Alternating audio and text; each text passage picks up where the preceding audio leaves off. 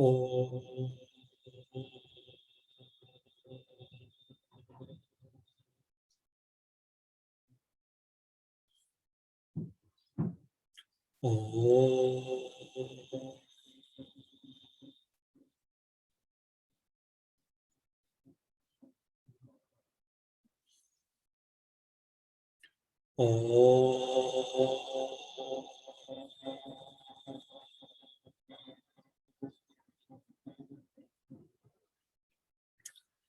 ओम सच्चिदानंदरूपाय विश्वोत्पत्त्यादिहेतवे तापत्रय विनाशाय श्रीकृष्णाय वयं नुमः।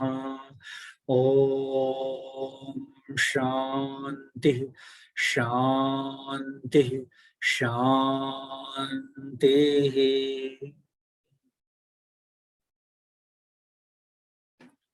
देखें, आज हम सब परम पूजनीय, परम पवित्र, जीवन को सन्मार्ग बताने वाली, जीवन को सन्मार्ग दिखाने वाली आप गीता जी के द्वितीय अध्याय के श्लोक संख्या 23 से विचार प्रारंभ करेंगे। परब्रह्म परमात्मा भगवान श्री कृष्ण जी वीर अर्जुन को बता रहे हैं इन आत्म तत्व के विषय में कि हे अर्जुन, नैनं छिन्दन्ति शस्त्राणि नैनं दहति पावकः न चैनं क्लेदयन्त्यापो न शोषयति मारुतः। आराध्यवर जी कहते हैं कि यह जो आत्मा है, इसे नैनं छिन्दन्ति शस्त्राणि, एनं शस्त्राणि न छिन्दन्ति, इन आत्मा को शस्त्र काट नहीं सकते हैं, इन आत्मा को शस्त्र भेद नहीं सकते हैं। अब यहां देखा जाए, यहाँ जो क्रियापद है छिन्दन्ति, नैनं छिन्दन्ति, तो छिन्दन्ति में बहुवचन का प्रयोग है। बहुवचन के प्रयोग के द्वारा आराध्यवर जी वीर अर्जुन को बता रहे हैं, यहाँ दो अर्थ, अन्य अर्थों के अतिरिक्त दो अर्थ अन्य भी हो सकते हैं। क्या बता रहे हैं?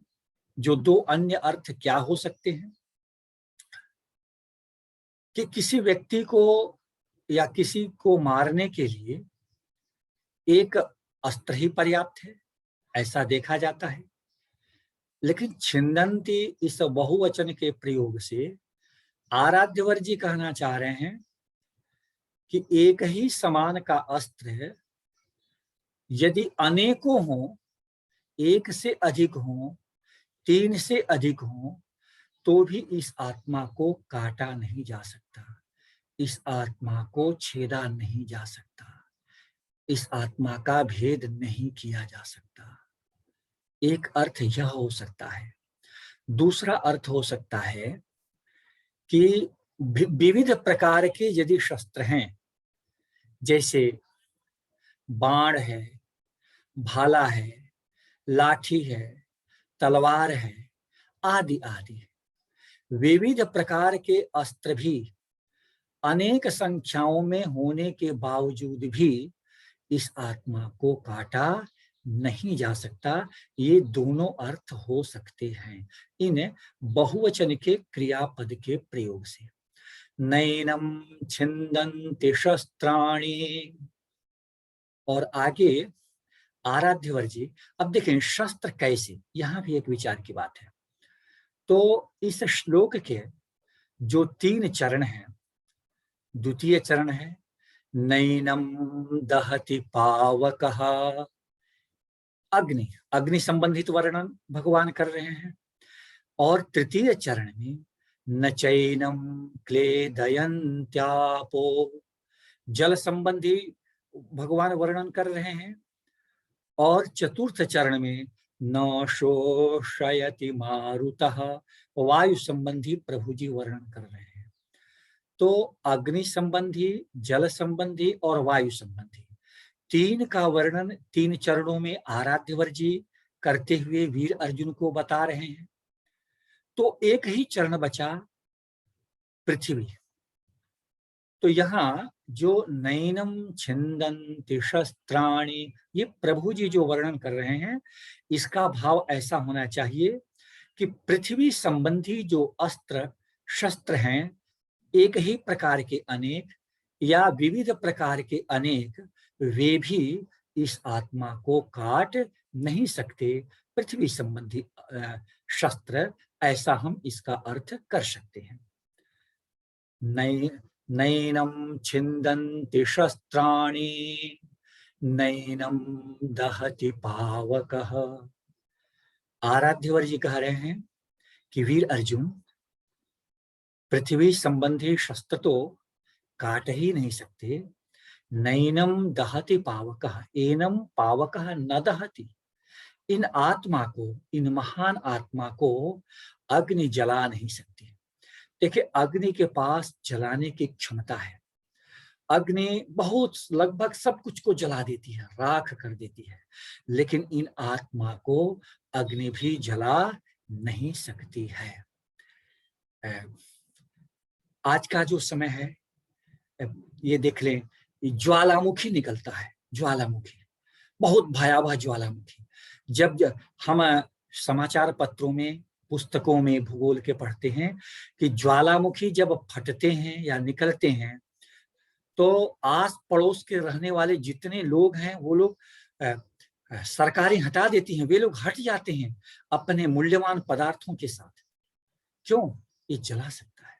लेकिन चाहे ज्वालामुखी हो अथवा अग्नि का कोई भी प्रकार हो, इस आत्मा को जला नहीं सकता। नैनम दहति पावकः। हमारे प्राचीन शास्त्र जी में वर्णन पाया जाता है आग्नेयास्त्र, ऐसा अस्त्र जिसके मुख से अग्नि की ज्वाला निकल रही है। वह उस आग्नेयास्त्र के प्रहार से जहां वह जाएगा, जला करके भस्म कर देगी। तो ऐसे शक्तिशाली आग्नेयास्त्र भी इन आत्मा को जला नहीं सकती। आज के समय की जो मिसाइलें हैं, आप देखें, मिसाइलें जब छूटती हैं तो एक ज्वाला, जब हम लोग देखते हैं समाचार पत्रों में, दूरदर्शन में, चलचित्रों पर, चित्रों में जो दूरदर्शन आदि पर प्रसारित होते हैं, तो मिसाइलें जब छूटती हैं तो ऐसा प्रतीत होता है कि अग्नि की एक ज्वाला बिल्कुल धधकती हुई निकल रही है और उसी की दिशा में, उससे निर्देशित हुई वह मिसाइल जा रही है। हम कह सकते हैं कि आज की वह जो मिसाइल है, वह आग्नेयास्त्र का ही एक प्रकार है, ऐसा भी हम कह सकते हैं। जो बड़े बड़े बम गिराए जा रहे हैं, जो समाचारों में आते हैं, इतने क्विंटल के बम हैं, इतने बम हैं, आणविक आयुध आदि, ये सब आग्नेयास्त्र की श्रेणी में ही है, ऐसा हम कह सकते हैं। इनमें किन्हीं में भी सामर्थ्य नहीं है कि इन आत्मा को जला सके। नैनम दहति पावकः न चैनम क्लेदयन्त्यापो, एनम आपः न क्लेदयन्ति नन्त्यापो। जल यदि चाहे कि इन महान आत्मा को भिगो सके, तो जल भी इन महान आत्मा को भिगो नहीं सकता है। क्यों नहीं भिगो सकता है? चाहे जितना भी हो, समुद्र भी चाहे, समुद्र की राशि भी, जलराशि भी चाहे कि इन आत्मा को भिगो सके, तो नहीं भिगो सकता है। कितनी भी बारिश हो, आत्मा को भिगो वह बारिश नहीं सकती है। प्राचीन समय के शस्त्र थे, उन्हें हम कहते थे वारुणास्त्र। वे भी इन महान आत्मा को भिगो नहीं सकते। आज के समय में हम देखते हैं सुनामी आती है, बड़ी बड़ी लहरें उठती हैं, और जो नाविक बंधु हैं, वे नाविक बंधु समुद्र में यदि गए हैं तो अपनी बड़ी बड़ी नौकाओं को, बड़े बड़े जहाज सुरक्षित तटों पर अपने को खड़े कर लेते हैं, विविध लोहे की जंजीरों से, मजबूत रस्सियों से बांध करके सुरक्षित करते हैं और कई कई मीटर तक वे लहरें उठती हैं। लेकिन वे लहरें भी, समुद्र की विशाल लहरें, उनको भी हम कह सकते हैं एक प्रकार का वारुणास्त्र या उसका एक अलग भेद, ऐसा भी हम कह सकते हैं। घनघोर बारिश, वो भी वो भी जो है इस महान आत्मा को भिगो नहीं सकता। न चैनम क्लेदयन्त्यापो न शोषयति मारुतः। और जो वायुदेव जी हैं, वो भी, आप वायुदेव जी महान आत्मा को सुखा नहीं सकते। हवा बहती है, हम लोग कपड़ों को डाल देते हैं, हवा बह रही है, हवा कपड़ों को सुखा देती है। देखिए, जब गर्मी का समय आता है, जिसे हम कहते हैं लू चल रहा है, कितना भी पानी पिए शरीर सूख जाता है, होठ सूख जाते हैं, कपड़े रखे सूख जाते हैं, धरती है पैर रखे जैसे लगता है कि धरती से, वो हवा से, वो सब कुछ सारी की सारी सूख जाते हैं, नदी तालाब। उसमें सूर्यदेव जी की भी सूर्यदेव जी की भी भूमिका होती है, पूजनीय सूर्यदेव जी की भी, लेकिन वायुदेव जी की भी भूमिका है।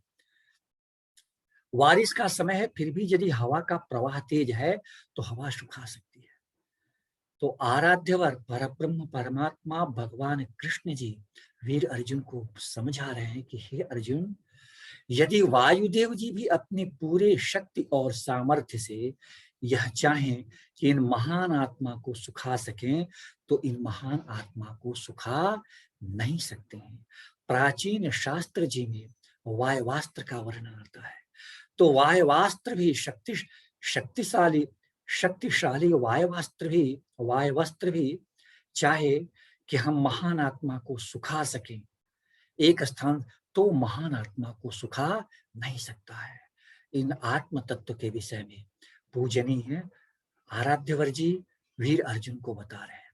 आजकल एक शब्द आता है, बारिश का समय है, कि आंधी तूफान। ये आंधी तूफान क्या है? ये वायुदेव जी की एक प्रकार की शक्ति है। तो ये आंधी तूफान भी इन आत्मा को सुखा नहीं सकती।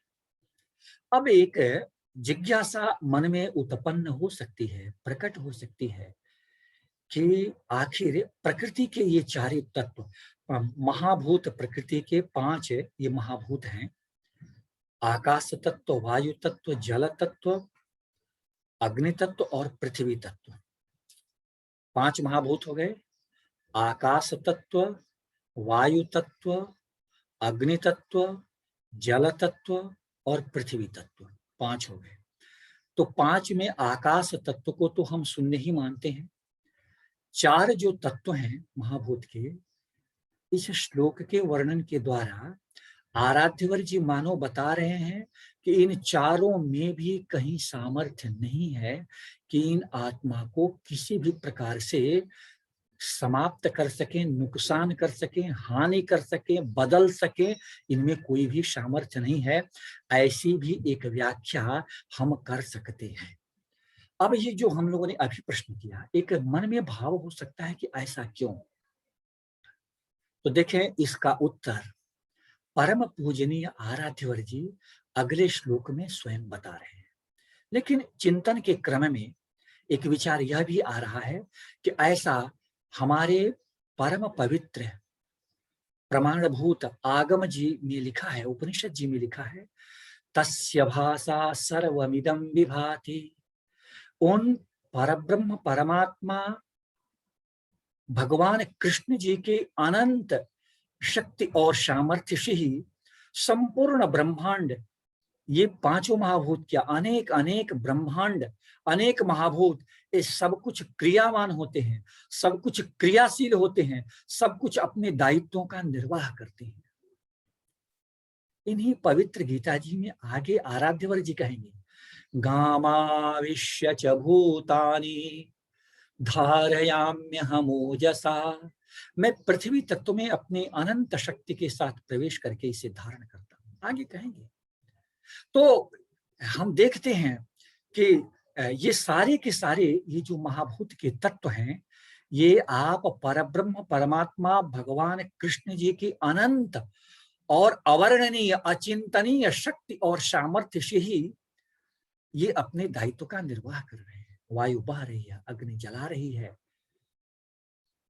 पृथ्वी अन्न अन्न धान्य आदि को उत्पन्न कर रही हैं। तो इनमें जिनका अपना कुछ अस्तित्व ही नहीं है, जो संपूर्ण क्रियाकलापों के लिए उन अनंत बलशाली, अनंत पराक्रमशाली, अनंत ऊर्जाशाली, अनंत अनंत हमारी कल्पनाओं से परे, अनंत का अर्थ हमारी कल्पनाओं चिंतनों से परे से जो अपने कार्य को करते हैं, क्या उनमें सामर्थ्य हो सकता है कि आराध्यवर जी को काट सके, जला सके, मार सके, सुखा सके, भिगो सके? नहीं। ऐसी हम एक व्याख्या कर सकते हैं। ऐसे आराध्यवर जी अगले श्लोक में इसे और भी स्पष्ट कर रहे हैं। परम पूजनीय भगवान कृष्ण जी क्या कह रहे हैं, देखें। अच्छेद्योयम अदाह्योयम अकलेद्यो शोष्य एव च नित्यः सर्वगतः स्थाणुः अचलोयम सनातनः। आराध्यवर जी कहते हैं, देखा जाए इस ब्रह्मांड में सबके अपने स्वभाव हैं, सबके अपने धर्म हैं, सबके अपने सामर्थ्य हैं, सबकी अपनी संरचना है। तो ऐसे ही ऐसे शास्त्र जी ने और तत्ववेत्ता पूजनीय ऋषिगण जी ने तो यही कहा। सबने, परम पवित्र वेद जी भी जब उन परमात्मा भगवान कृष्ण जी के स्वरूप का विवेचन करती हैं, तो विवेचन करते करते स्वयं समा जाती हैं और कहती हैं, नेति, मैं उन महान प्रभु के, परम महान प्रभु का के स्वरूप की विवेचना करने में असमर्थ हूं, विवेचना करने में असमर्थ हूं, ऐसा पूजनीय वेद जी कहते हैं। लेकिन जो कुछ भी वर्णन प्राप्त होता है परम पवित्र शास्त्र जी में, परम पूजनीय ऋषिगण जी ने जो कुछ परमात्मा के स्वरूप का अनुभव किया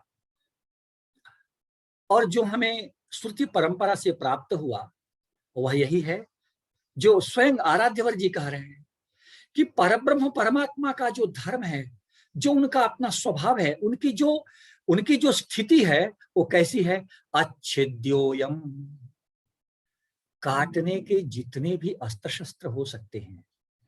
जैसे आजकल एक शब्द आता है कि आजकल के सैन्य बल में प्रतिपक्षी के प्रहारों को से सैन्य बल को सुरक्षित रखने के लिए, सैन्य कर्मी जी को सुरक्षित रखने के लिए एक कहा जाता है बुलेट प्रूफ। ये बुलेट प्रूफ, ये जैकेट है, बुलेट प्रूफ वस्त्र के परिधान के समान लौह से बना हुआ निर्मित होता है, ऐसा हम कहते हैं। तो ये तो कृत्रिम है। परब्रह्म परमात्मा कैसे हैं? उनको, उनके लिए हर शब्द छोटा पड़ जाएगा महानुभाव, हर शब्द छोटा है। वो उसको कहले सुपर सुपर सुपर प्रूफ।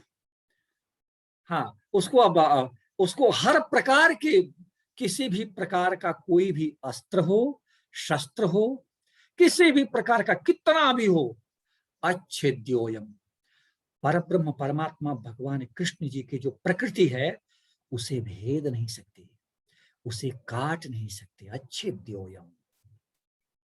और क्या कहते हैं? अदाह्योयम। आजकल जो निर्माण हो रहे हैं हमारे आदरणीय भौतिक विज्ञानी बंधुगण जी, नित्य नए अपने अन्वेषण में, अपनी खोज में प्रयास करते हैं कि ऐसी संरचना का निर्माण किया जाए कि जो अग्नि की ज्वाला से प्रभावित न हो सके। आजकल तो घर बनते हैं तो जो नगर पालिकाएं, महानगर पालिकाएं जो गृह निर्माण के चित्र को सहमति देती हैं, अपनी अनुमोदन करती हैं निर्माण के लिए, उसमें भी उनके विधान होते हैं कि यदि ऐसी कोई दुर्घटना हो जाए तो विद्यालय आदि के निर्माण में ऐसी यदि कोई दुर्घटना हो, अग्नि ज्वाला हो, तो किस प्रकार से इसमें रहने वाले निवासियों को इसका उपयोग करने वाले बंधुओं को कैसे सुरक्षित निकाला जा सके। लेकिन ऐसा होता है, हालांकि अब तक ऐसा, जहां तक मैं समझ पा रहा हूं कि पूरी सफलता अभी ऐसी नहीं मिल पाई है, आदाह्योयम। लेकिन आप परम परम महान पर ब्रह्म परमात्मा, परम परम पूजनीय भगवान कृष्ण जी कैसे हैं? तो आराध्यवर जी कहते हैं आदाह्योयम, आप परमात्मा की प्रकृति है कि संपूर्ण ब्रह्मांड, अनंत कोटि ब्रह्मांड की अनंत ज्वाला भी यदि चाहे कि महान प्रभु को जला सके तो उनमें वह सामर्थ्य नहीं है। वो उनकी प्रकृति है परमात्मा की। अदाह्योयम अच्छेद्योयम अदाह्योयम अकलेद्यो शोष्य च। और सागर की महान जल राशि, जो बर्फ आदि हैं, सब यदि पिघल जाएं, अनंत अनंत कोटि ब्रह्मांड में भी हम जहां तक जानते हैं, जहां तक नहीं जानते हैं, जो हमारी कल्पनाओं से परे है, वो संपूर्ण राशि, कई गुणित राशि यदि चाहे कि उन परम महान प्रभु और भगवान कृष्ण जी को, उन परम तत्व आत्मा को देखें, यदि भिगो सके तो वह नहीं भिगो सकती है। हमें यह बात ध्यान रखना है कि आराध्यवर भगवान कृष्ण जी जिन आत्मा और परमात्मा का वर्णन कर रहे हैं वीर अर्जुन से, वह अद्वैत दृष्टि से कर रहे हैं। उनकी दृष्टि में आत्मा और परमात्मा में कोई भेद नहीं है, अभेद दृष्टि से कह रहे हैं। इस तथ्य को हमें ध्यान में रखना है।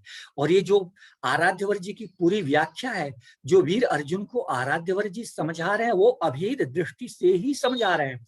इन आत्म तत्व और परमात्मा तत्व में कोई भी भेद नहीं है। ये है तत्वमसि अयम आत्मा ब्रह्म, इस भाव के द्वारा ही समझा रहे हैं। ये जो उपनिषद का महावाक्य है, ये ध्यान हमें रखना है, इसी दृष्टि से समझा रहे हैं। तो इस आत्मा को कोई भी जल राशि भिगो नहीं सकती। और आगे कहते हैं अशोष्यैव च, कोई भी तूफान आंधी कुछ भी आ जाए, हवा के चाहे जितने भी झोंके आ जाएं, इस आत्मा को सुखा नहीं सकती। ये तो इस श्लोक के पूर्व अर्ध का एक विचार हुआ। और आराध्यवर जी स्वयं भी वीर अर्जुन को अपने सरल स्वभाव में, अपने सरल प्रकृति में, सरल शब्दों से इसको समझाने का प्रयास कर रहे हैं आराध्यवर जी कि इस आत्मा को क्यों काटा नहीं जा सकता है, आत्मा को क्यों जलाया नहीं जा सकता है, आत्मा को क्यों भिगोया नहीं जा सकता है, और आत्मा को क्यों सुखाया नहीं जा सकता है। तो जो परमात्मा, परमात्म स्वरूप आत्म तत्व हैं, ये जो महान आत्मा है, इनके धर्मों के, इनके स्वरूप के, इनकी प्रकृति का वर्णन आराध्यवर जी इस श्लोक के उत्तर अर्ध भाग में कर रहे हैं। क्या कह रहे हैं? नित्यः, नित्य शब्द की व्याख्या तीनों कालों में जो रहे, सृष्टि के या पूरे सब काल में, हर क्षण में जो रहे, जिसका अस्तित्व रहे, उन्हें कहते हैं नित्य। तो आत्मा के जो प्रकृति का वर्णन कर रहे हैं, नित्यः सर्वगतः, सर्वव्यापक है।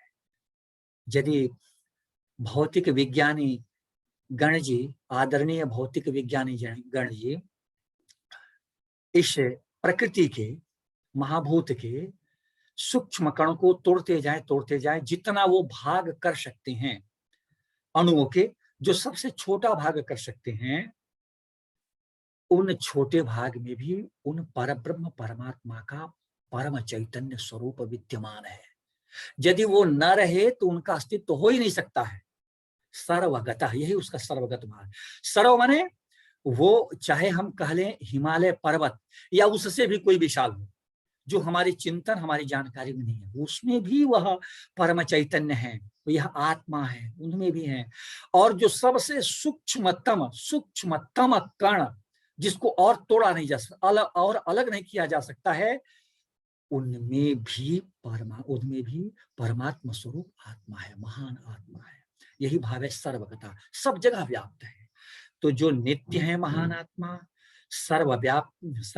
सर्वव्यापक है, नित्यः सर्वगतः स्थाणुः, स्थाणु का अर्थ है स्थिर रहने वाला, माने ऐसा नहीं है कि वह महान आत्मा स्थिर रहने वाले हैं, स्थाणु।